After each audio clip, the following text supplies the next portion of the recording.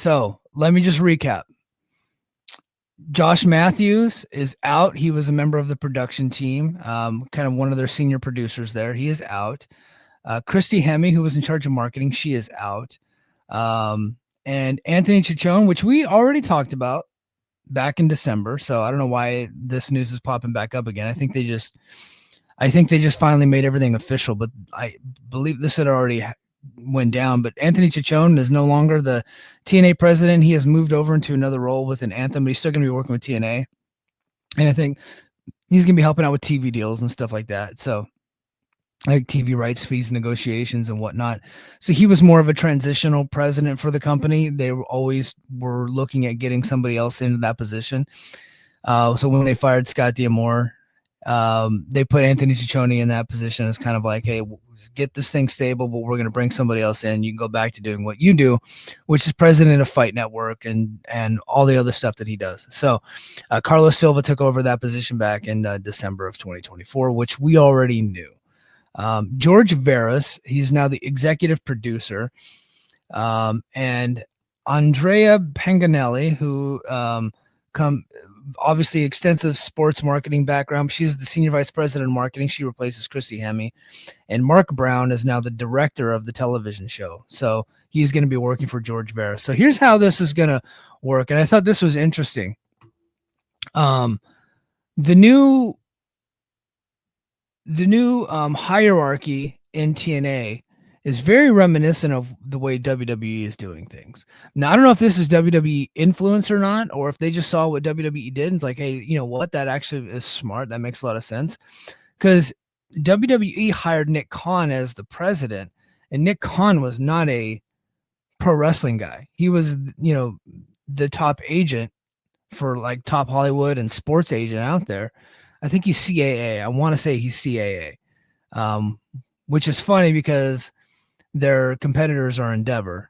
But now he left CAA and he's been the president of WWE for years now. So they brought in an outsider to be their company's president because WWE had hired him to negotiate some rights deals, and he did so effectively, and he knew the business. They just brought him on as the president, right? So Carlos Silva is now like the Nick Khan of TNA. He does not have the extensive background and track record of success that Nick Khan has, of course. There's levels to this game. Nick Khan is a shark, and we'll see what Carlos Silva. But he ultimately replaced. He did not replace Scott D'Amore, although like in title he did. But he replaced Richard Schaefer. Okay, and I think I explained that pretty well. But look at Carlos Silva as the Nick Khan. Ariel Sherner is the one who ultimately replaced Scott D'Amore. Ariel Sherner is like the Triple H of TNA. He is the guy that's running the day-to-day operations. So for everybody in TNA, it's like complaining of chaos. Nothing really changed for what they do every day. They still all report to Ariel Sherner, and Ariel Sherner reports to Carlos Silva, who is the TNA president and the president of Anthem Sports. Okay. And now this Veras guy, shit, what the hell was his name again? George Veras guy. He is now in the role of Lee Fitting, who has the same position in the WWE. And Lee Fitting was a guy, bit of a creeper, but he was the guy that had come over from ESPN, and he was in charge of Monday Night Football, and he did College Game Day. Got fired from there because, again, he was a creeper. And it's fitting that he now works in WWE. But so he came in with a different mindset and an extensive like sports production background, and has really transformed the way WWE looks and everything. Like, look, say what you want about the guy. Like, he's probably a bad guy, but goddamn is he good at his job, because that TV show is much more enjoyable to watch now that he's in charge of it. They were able to remove Kevin Dunn and put him in charge, and fucking not only did they not miss a beat, everything looks so much better. So that's George Veras. Like, they brought in a guy kind of like a Lee Fitting. And we'll run through his resume again.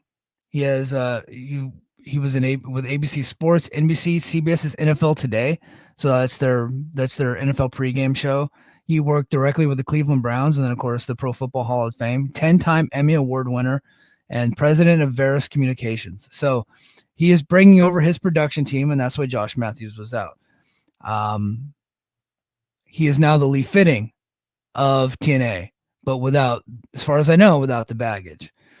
So if this is WWE influence, I'm not saying WWE made this happen. WWE forced them to do, like, I think people think that WWE has this control over TNA, which they do not have. Whoever's saying that, they're either misinformed or they're just lying. I think a lot of them are just lying because they like, and I get why they got it out for WWE. Like, fuck WWE. I don't like those people either. But because TNA has like an affiliation with them, so now they're just making up lies. But if this was their influence, if they were like, hey, like we think that like this is how we set up the structure of our company, or if they just like watched what WWE is doing, is like this is how they structured their company. That's probably a smart way to do it. That's what they're doing now. And I'm like, I think this is genius. I think they should do this. This makes them look like they're more big time.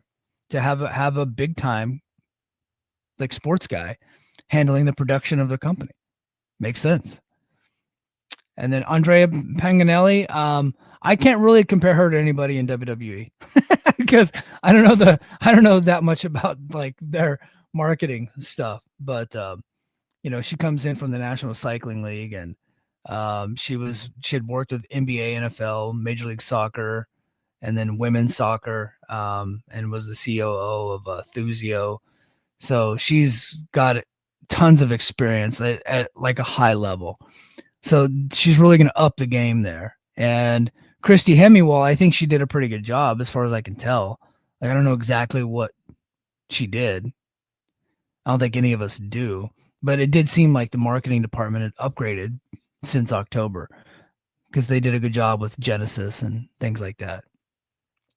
So, but now you have like a heavy hitter in that position. Christy Hemme didn't have any experience doing this stuff outside of TNA, as far as I know, at least at a high level. So yeah, it looks there. If this is WWE's influence, I don't think they have pressure from WWE. I don't think they have WWE's controlling this. WWE's hiring these people. Nothing like that. People that are saying that are liars. Okay. But this very much is reminiscent of the way WWE is structured. And this is WWE influence. I think that's a positive influence. And I don't see this being anything other than positive. The only way you can say that it's a negative is if you just want to be negative. It's like you're actively choosing that. And that's fine. Some people like to do that. That's okay. We just don't pay attention to them.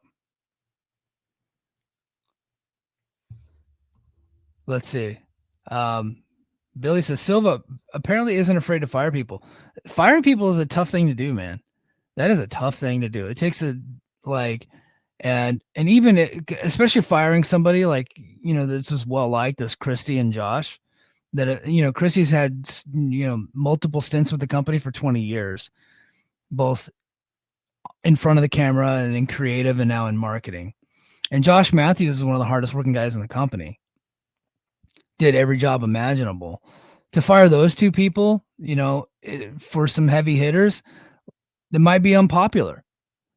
But sometimes you got to do the unpopular thing to make your company successful. And it's like, hey, it's nothing personal. You're a hard worker. We like you, but we can't keep you in this position anymore because we're going a different route. We got heavy hitters now. But thank you for your contributions to the company. And that's essentially what they said. Like they put out a statement to John Alba. Like, we thank them for contributions and wish them best in their future endeavors, which is right out of the WWE playbook, and got rid of them. Now, there are some conspiracy theorists out there that think that it is possible that WWE did not want Christy Hemme working with TNA because of some rumors out there involving Vince McMahon. I get it. And honestly, I think it's fair to ask those questions. I do think that's fair. However, we got no evidence that that's the case. Now, if they fired her and didn't have anybody in that spot, or if they fired her and hired somebody worse, I would be like, okay, that's fishy. But the fact of the matter is, and because she just got hired on in October, so that's kind of weird. And then they signed the deal with with WWE, and then now they like within like a month they're firing her. But let's be honest, they had already been working with WWE for a long time, right? And so I don't see any there. But if something popped up, it'd be worth exploring. And the connections to Vince McMahon, I'm not even gonna go into them because I just don't want to, you know. We don't need that. We don't need that. Let's see. Billy says Mark Brown was from ROH. So yeah, so Mark Brown is going to be the wrestling experience working under George Veras. So now I'll be honest. If I were Mark Brown, I wouldn't put Ring of Honor and New Japan USA on my resume because I just don't think those two shows looked any good. I always thought Ring of Honor looked like shit. But again, he was working with a much smaller budget. So if they're gonna up the budget on this thing, and I think if they're bringing in a guy like George Veras, there is gonna be a bigger production budget. I think the show will look great. And if he is just like making sure, like, hey, camera 2, camera 1, let's cut to this, let's cut to that, and everything else is running from like the main guy has more control over it, and it looks more like a sports based production, I'm cool, right? But I don't know if this Veras guy will know what to do with pro wrestling, but apparently he sold himself well. So we'll see.